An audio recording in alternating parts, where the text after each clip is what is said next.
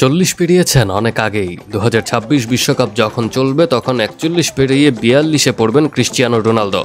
কিন্তু তখনও বর্তমান সময়ের মতোই তিনি কার্যকর থাকবেন বলে মনে করেন সাবেক পর্তুগিজ ফুটবলার লুইস ফিগো। তখনও রোনালদো নিয়মিত গোল করবেন বলে বিশ্বাস করেন এই কিংবদন্তি। তবে বয়স 40 বছরের সীমানা পার করলেও খেলার মাঠে গতি বা ধার এতটুকু কমেনি রোনালদোর।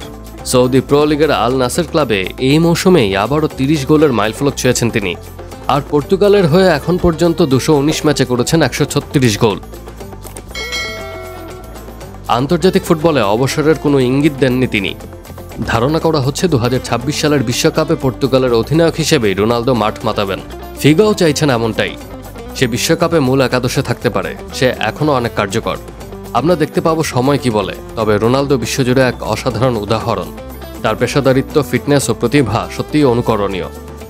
বয়স রোনালদোর জন্য বাধা হয়ে দাঁড়াবে না বলে মনে করেন তিনি।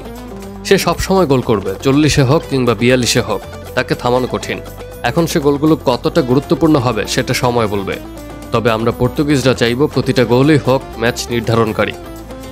এদিকে পর্তুগাল যদি 2026 বিশ্বকাপে খেলার যোগ্যতা অর্জন করে এবং রোনালদো যদি দলে থাকেন, তবে তিনিই হবেন ইতিহাসের প্রথম খেলোয়াড় যিনি 6টি বিশ্বকাপে অংশ নেবেন।